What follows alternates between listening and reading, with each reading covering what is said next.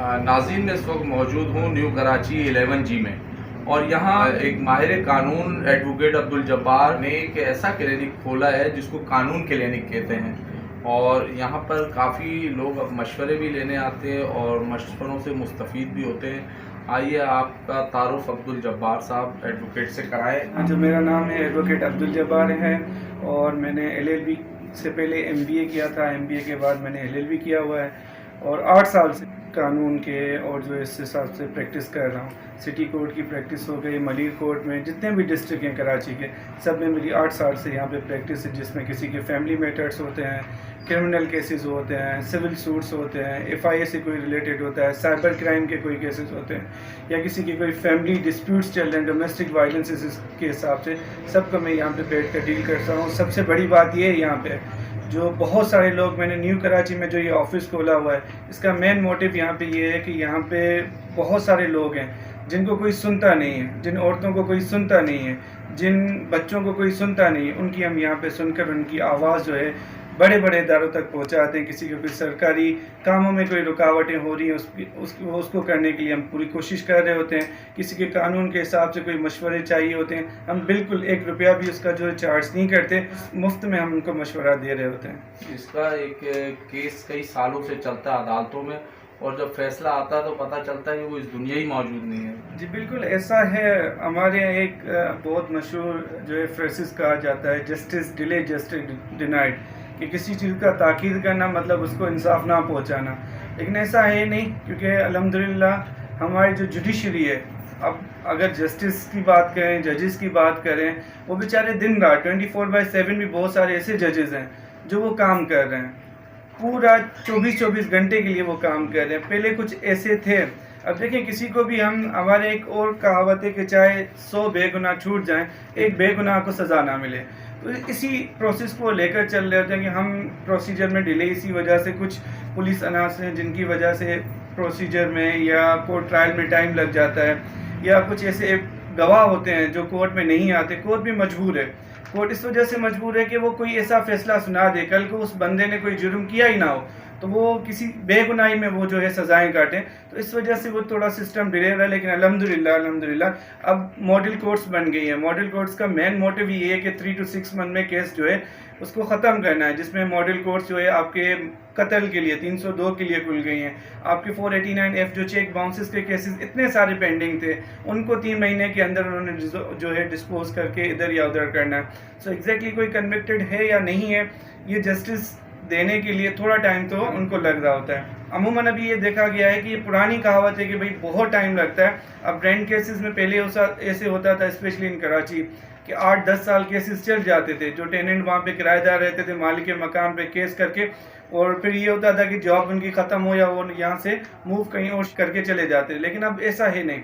अब ये है कि 6 मंथ्स के अंदर वो जो है रेंट केसेस को भी उन्होंने जो है डिसीजन देना है, ठीक है।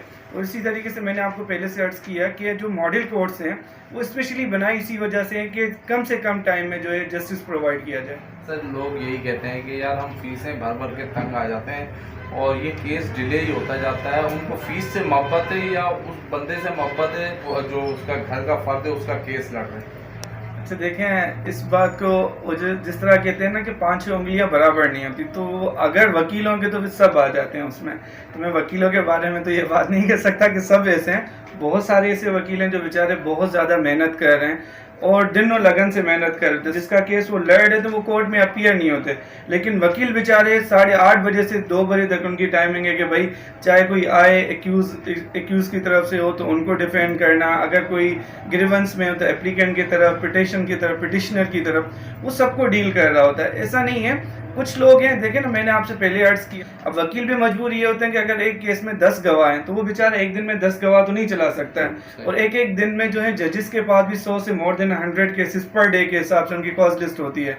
तो एक दिन में सबको जस्टिस प्रोवाइड करना उनके लिए भी पॉसिबल नहीं है, और एक वकील के भी लिए ये पॉसिबल नहीं है कि मैं सारे गवाहों को एक ही दिन पे इकट्ठा कर दूं और फिर केस चला के उसको कोई ना कोई फाइनलाइज कर दूं। दूसरा फिर हमारा जो पुलिस का सिस्टम है वो भी इतने ज़्यादा पुलिस स्टेशंस भी हमारे पास नहीं है, उनके पास एक एक दिन में 100 FIR रजिस्टर्ड हो रही हैं, तो उनको भी फिर वही है कि एक केस तो जो है उसकी इन्वेस्टिगेशन इंटेरोगेशन करके जज को प्रोवाइड करते हैं, लेकिन सबकी वो नहीं कर सकते, तो इस वजह से डिले हो रही होती है।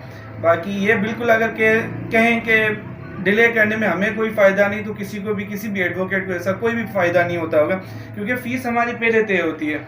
अब हम तो ये चाहेंगे अगर किसी से हमने 10,000 लिए, 20,000 लिए, 1 लाख लिया, अगर वो 2 तारीखों में ख़त्म हो जाती है तो वो हमारे लिए फ़ायदा है, रादर देन कि वो 100 तारीख तक चलता रहे, 100 डेट्स चलता रहे, तो हमें भी एक्चुअली ये नुकसान होता है। हम भी ये सोच रहे होते हैं कि वकील की जो मेंटलिटी होती है वो ये कहता है जितना जल्दी केस ख़त्म होगा हम एक दूसरा काम शुरू कर सकते हैं। और सीढ़ियों को चक्कर लगा कर थक जाएँ, तो उनके लिए आपको एक आसान सा मैसेज दें ताकि उनकी आसानी।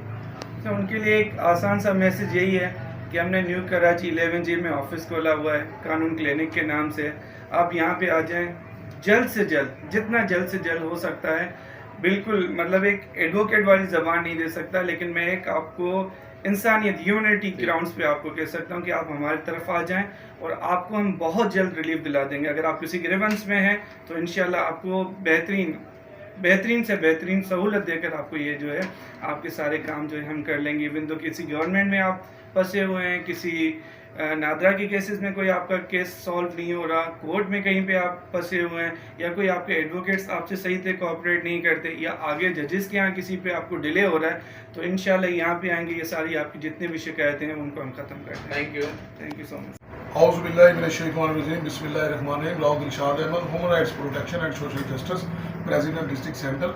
आज हम यहाँ पर मौजूद हैं एडवोकेट जब्बार भाई के पास, जो कि इन्होंने माशाल्लाह कानून क्लिनिक के नाम से जो यहाँ पर ऑफिस बनाया हुआ है, और ये जो इंसानियत की खिदमत कर रहे हैं। इंसानियत की कोई भी खिदमत करेगा हम उसके साथ शाना बशाना खड़े होते हैं, और ये माशाल्लाह यंग हैं, समझदार हैं, सुलझे हुए हैं, और इनकी बात करने के अंदाज़ और इनको बंदे को जैसे डील किया जाता है इनको बखूबी मालूम है इस चीज़ का, और अल्लाह रब्बुल इज़्ज़त ने इनको इस मकाम पे बैठाया हुआ है। तो हमारे पास 1-2 मैटर आए हुए थे, तो मैं जब्बार भाई के पास आया इत्तेफाक से, भाई अभी बैठे थे, तो इन्होंने मुझे इस्रार किया कि आप इनको कुछ कह दें। तो इनके लिए कहने के लिए मेरे पास तो अल्फाज इतने हैं कि वीडियो ख़त्म हो जाएगी, जितनी ये माशाल्लाह मेहनत कर रहे हैं। और जो यहाँ पे पसमानदा इलाके के अंदर बैठ के लोगों को जो दुश्वारी होती है, तो ये गरीब आदमी है जिसके पास कोई पैसे नहीं भी होते, तो हमारे साथ नासिर कुरैशी साहब भी हैं, वो अपनी तरफ से डोनेशन कर देते हैं, वो कुरैशी बिरादरी के चेयरमैन भी, वाइस चेयरमैन भी हैं।